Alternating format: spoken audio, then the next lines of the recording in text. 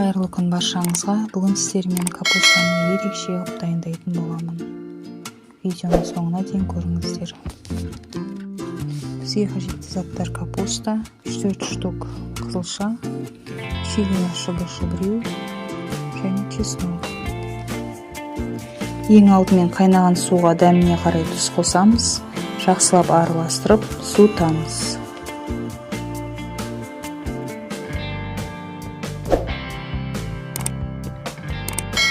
3-4 штук қызылшаны осылай шұқалап турап аламыз. Бір тал қызылшаны күштен өткізіп аламыз. Капустамызды ашып, керек емес жерлерін алып тастаймыз. Ортасында қатты жерін де алып тастаймыз. Одан кейін бірнеше бөліктерге бөлеміз. Менің капустам пышақ тиген сайын қытырлап тез бөлініп кетіп жатыр. Сол қытырлақ болғасын бөліктерге дұрыс бөлінбей қалды. Капустаны жуан тілікке бөлсеңіздер де, немесе жіңішке тілікке бөлсеңіздер де болады. Ол өз еркіңізде. Жуан тілікке бөлсеңіз, іш жағы ағарып, тек сыртқы жағы ғана қызарады. Ал жіңішке тілікке бөлсеңіздер, ішкі жағы да, сыртқы жағы да толықтай қызаратын болады.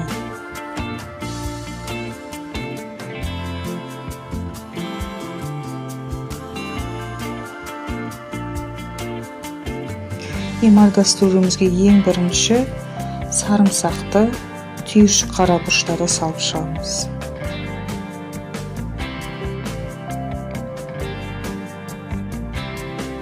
Және лавр жапырағын да саламыз, қызылшаны да саламыз. Одан кейін қырыққабатымызды саламыз.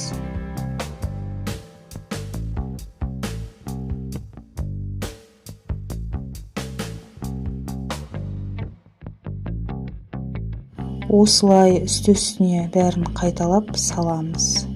Чили бұрышында арасына турап салып жібереміз, және үкіштен өткен қызылшамызды да саламыз.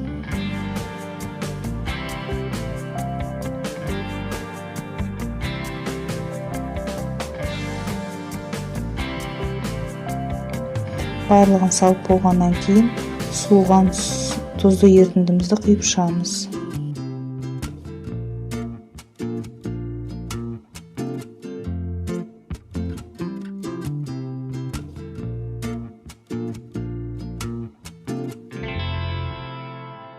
Үстіне тәрелке қойып, үстіне ауыр затты қоямыз.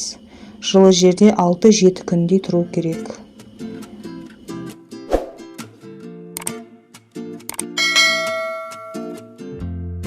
Жеті күн өтті. Осылай суы бетіне шығып, қызыл түске боялды. Мінекей достар, біздің капустамыз дайын. Міндетті түрде жасап көріңіздер. Егер видео ұнаса, каналыма тіркеліп, лайк басып, комментарий қалдырып кетіңіздер. Келесі кездескенше аман сау болыңыздар.